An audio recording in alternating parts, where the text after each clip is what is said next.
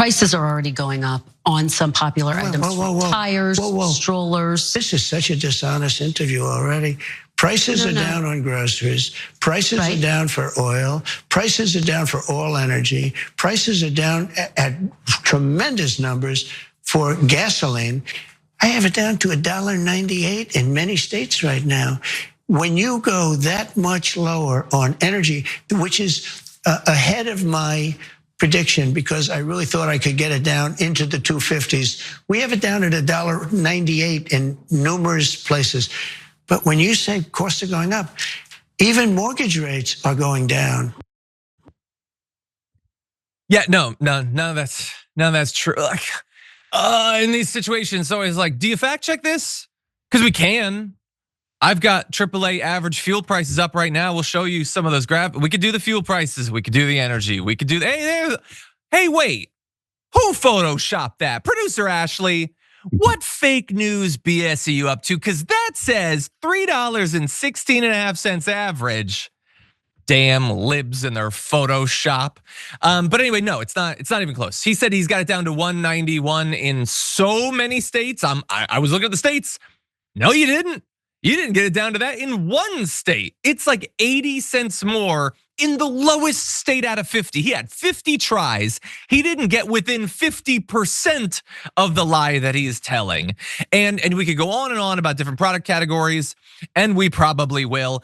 For grocery prices, he claimed they're down. The consumer price index shows the average cost of groceries rose 0.4% in March, 0.2% in February. So getting towards a little bit more than 0.5% overall in the last 2 months.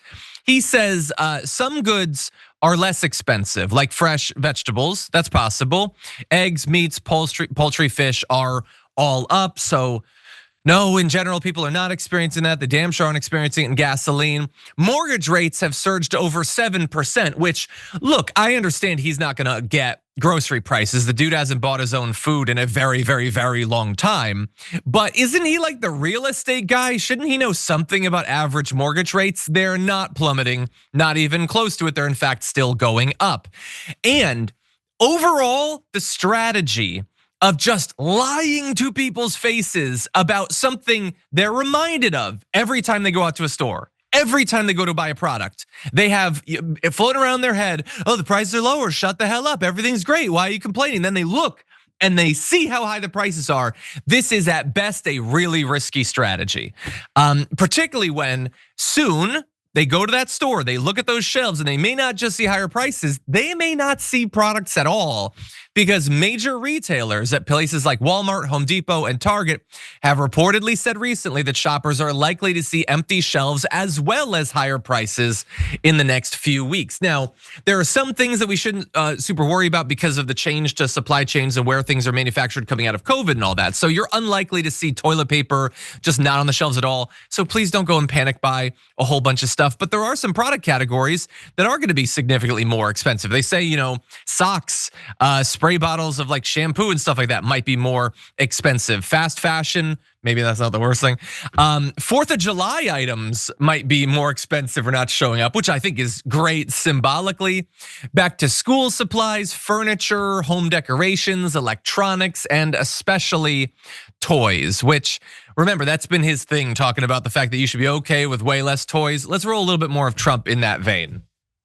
Said this week, got a lot of attention. You were at your cabinet meeting. You said, quote, I'm gonna quote what you said, maybe the children will have $2 instead of $30. Yeah. And maybe the $2 will cost a couple of bucks more than they would normally.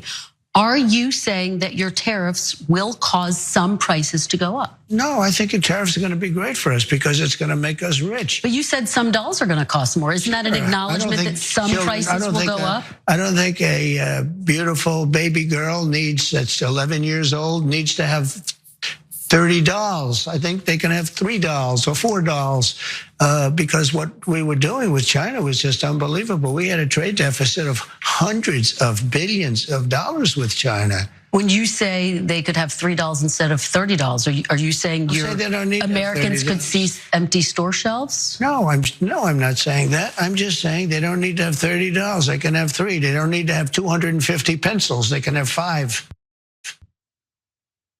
Okay, again, You jackass, you're trying to say things aren't gonna be as bad as us crazy libs are saying. So the rhetorical structure that you're trying to invoke and failing because your brain is moldy at this point is they're not gonna have 250 pencils, they're gonna have 245. You see, that's not much of a reduction, so it doesn't seem that bad. When you say they go from 250 to 5, that sounds like, wait, are there no pencils anymore? Is this gonna be post-apocalyptic? I'm gonna be rooting around in the rubble that used to be Manhattan looking for an eraser that still functions? It sounds really bad. And he keeps saying without wanting to say what it is that he's saying. So he's saying, you're not gonna have $30, you're gonna have 3. So you're gonna lose, what, like 90% of your dolls, but not because the price is higher and not because there aren't dolls to buy. So why? Are you just saying that everybody should just buy 90% less? Not because they have to, they should just choose to? That seems like a wild shift in his view of like American consumer habits coming very late in his life. But again, like we talked earlier about the interviewer, she's not gonna get him to actually say it, JR, but he is making clear that you should expect for fairly significant changes to the availability and pricing of a lot of items coming up soon.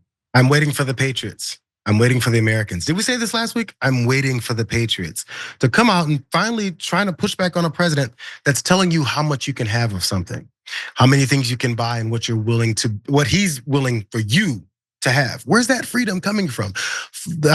So many years I've been hearing these Republicans talk about how these communists, these lefties, and these socialists are gonna implement a kind of government that's gonna limit what you can buy, because the things are gonna be so scarce because they destroyed our total economy. And next, we're gonna be rationing goods and products. You know who rationed, John? Do you know who rationed goods and products? Do you know who did that? It was the communist Soviet Union who rationed goods and products because there was a horrible economy and a dictatorial regime that tells people what the hell to do. It's really weird how that works, that the guy who told you that you should avoid these lefties before they control everything that you buy in goods is telling you now, you don't need those $30. Your kid only needs 2 and it's gonna cost you the same price as $30. But he's the same guy who also said prices are going down.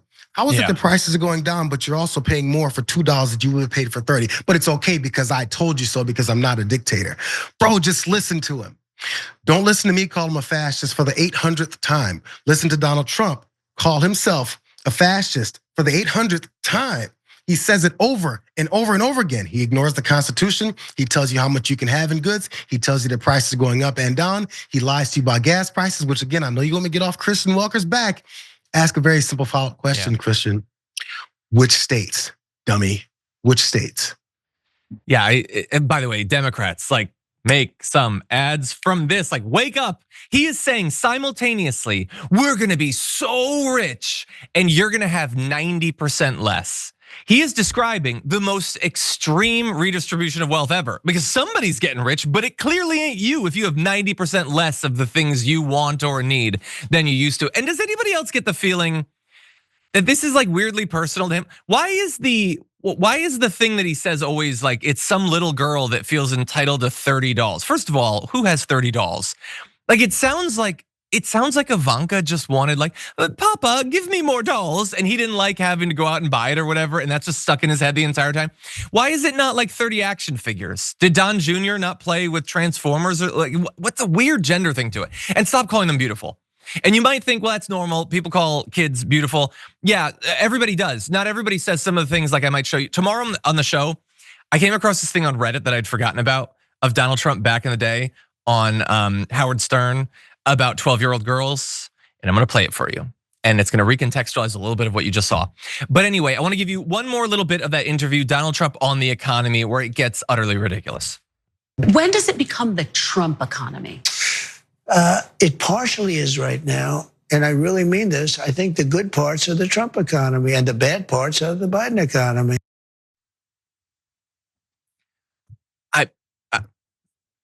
Look, if we come out of this period and the Republicans are still winning, maybe that's just the most massive and necessary indictment of the Democrats possible, but I think we can call it a wrap on society, on democracy. This is baby-brained stuff. If this keyboard directly tapped into Donald Trump's brain, and I could make him say whatever I want. I could not come up with stuff as damning as the stuff he is saying. And he's saying it willingly. He's saying it for the opposition to use. He's saying it directly to his supporters. He's doing everything he can to discredit his political movement.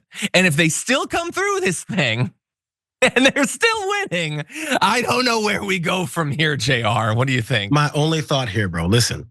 This is, and we complain about Donald Trump and this Republican Party constantly, and it's very valid. This is a complete and utter indictment on American society. They chose, as he said in the interview, I think with ABC News, Terry Moran, this is what they voted for. They wanted communism. They wanted whatever the hell it is that he's pushing. They wanted these rationing of goods. They wanted him to lie to them every day. They wanted their reality that they see in front of their faces and in their bank accounts to be what they see, but listen to what he tells them. It's an indictment in our country because they'd rather have the hate and the division and the otherism of everyone else because that makes them feel good as they talk about other people's feelings. It's so upside down from everything that they've preached. It's exactly what he said they wanted. So listen, if this whole democracy thing fails, it's because we chose for it to fail. Because as you said, he's telling you what he wants to do. He's been telling you since he's been running from the very beginning in 2015. He's told you, and you said, sure, I'll take that. Because I'm afraid of these made up make-believe boogeymen that you keep presenting to me because I'm a little scared child. So yeah.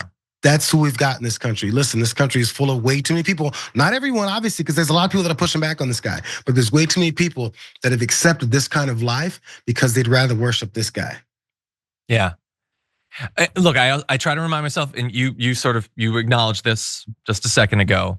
Like, again, I think he should have a 3% approval rating. I literally do. I'm not exaggerating. But let's bear in mind, his approval rating is tanking in a very short period of time. So people do seem to be seeing some of this, but like he literally said in an interview, the parts that are good are mine and the parts that are bad are Biden's. And he will be saying that for the next 4 years. Like, and by the way, it is not 100%. What I'm about to say is not 100% right, but it's almost exactly the opposite of that. The parts of the economy that are doing bad right now are the parts that he willingly tanked, that we told him he'd be tanking if he did that thing. There are some things that haven't been destroyed that he hasn't gotten to yet. Those might be doing okay. I'm not gonna say they're doing good, but they're doing better than the parts he destroyed.